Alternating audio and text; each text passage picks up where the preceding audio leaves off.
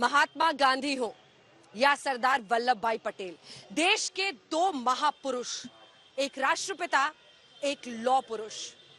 लेकिन 9 साल में भारत के प्रधानमंत्री के तौर पर महात्मा का भारत, सरदार पटेल का भारत बनाने में, उन नीतियों को अपनाने में, उस विचारधारा को आगे ले जाने में प्रधानमंत्री नरेंद्र मोदी ने कोई कसर नहीं छोड़ी। सरदार वल्लभ भाई पटेल बिखरी रियासतों से देश बनाने वाले वो सरदार, जिन्होंने आजादी के बाद 500 से ज्यादा रियासतों को एक एक करके भारत बनाया। आज से 4 साल पहले जब जम्मू कश्मीर से अनुच्छेद 370 हटा, तो प्रधानमंत्री ने लाल किले से इसे सरदार के सपनों की तरफ कदम बताया। 10 हफ्ते के भीतर भीतर ही अनुच्छेद 370 का हटना, 35A का हटना,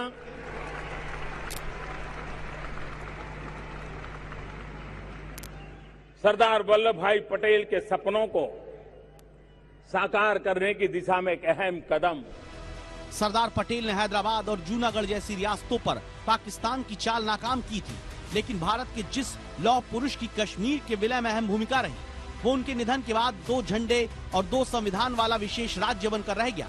जम्मू कश्मीर को विशेषाधिकार मिलते थे, जैसे वहां पर लोगों को दोहरी नागरिकता मिलती थी। जम्मू कश्मीर का अलग झंडा होता था। आर्टिकल 356 यानी राष्ट्रपति शासन लागू नहीं हो सकता था। आर्टिकल 360 यानी आर्थिक आपातकाल लागू नहीं हो सकता था। जम्मू कश्मीर में अल्पसंख्यकों को आरक्षण नहीं मिलता था। दूसरे राज्य के लोग जम्मू कश्मीर में कोई जमीन या प्रॉपर्टी नहीं खरीद सकते थे। किसी भी विभाग पर आरटीआई लागू नहीं हो सकती थी।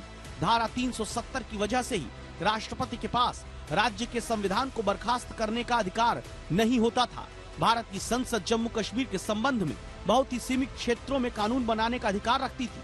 भारत की सुप्रीम कोर्ट का कोई भी आदेश जम्मू कश्मीर के अंदर मान्य नहीं होता था। अगर जम्मू कश्मीर की कोई भी महिला भारत के किसी अन्य राज्य के व्यक्ति से विवाह कर लेती थी, तो उस महिला की नागरिकता समाप्त हो जाती थी। इसके विपरीत अगर वो पाकिस्तान के किसी व्यक्ति से विवाह कर ले, तो उसे भी जम्मू कश्मीर की नागरिकता मिल जाएगी। यही नहीं, जम्मू कश्मीर में महिलाएं शरीयत कानून के दायरे में आती थी। शादी से तलाक तक के मामले शरीयत से सुलझाए जाते थे। लेकिन 5 अगस्त 2019 के बाद जम्मू कश्मीर में भेदभाव की दीवार गिर गई। बाकी राज्यों की तरह कश्मीर में भारत के संविधान का हर कानून लागू हुआ। जम्मू कश्मीर को देश से एक करने का जो प्रधानमंत्री ने काम शुरू किया, उसके नतीजे अब मिलने लगे हैं। जिस लाल चौक पर कभी आतंकवादियों का कब्जा होता था, उस लाल चौक पर शान से तिरंगा फहरा रहा है। 370 और 35A क्या कारण था? इस सरकार की पहचान है, हम समस्याओं के टालते भी नहीं हैं, हम समस्याओं को टालते भी नहीं हैं और न ही हम समस्याओं को पालते हैं। पिछले 4 वर्षों में जम्मू कश्मीर का चेहरा पूरी तरह से बदल गया है। कश्मीर वही है, लेकिन उसकी फिजा पूरी तरह तब्दील हो चुकी है। आज वहाँ किसी के चेहरे पर खौफ नहीं। बाजार और गलियां भारत के दूसरे शहरों की तरह गुलजार है। कश्मीर का नाम लेते ही जहन में आतंक और आतंकी शब्द पहले आता था। अब युवा यहाँ रोजगार की बातें करते हैं। आतंक से जुड़े कानूनों में आमूलचूल परिवर्तन करके उसको एक नई ताकत देने का, आतंकवाद के खिलाफ लड़ने के संकल्प को और मजबूत करने का काम। आतंक पर लगाम कसने से घाटी में अमन लौटता दिख रहा है। श्रीनगर का बाजार बदलाव की सबसे चमकती मिसाल बनकर उभरा है। यहाँ पर रात 10 बजे तक भी लोग खरीदारी करते दिख जाते हैं। डल झील के किनारे पूरी फिजा बेखौफ दिखती है। जब हम समस्याओं का समाधान देखते हैं, तो टुकड़ों में नहीं सोचना चाहिए। तकलीफें आएगी, एक साथ वाहवाही के लिए हाथ लगा करके छोड़ देना, ये तरीका देश को, सपनों को साकार करने के लिए काम नहीं आएगा। हमने समस्याओं को जड़ों से मिटाने की कोशिश करनी है।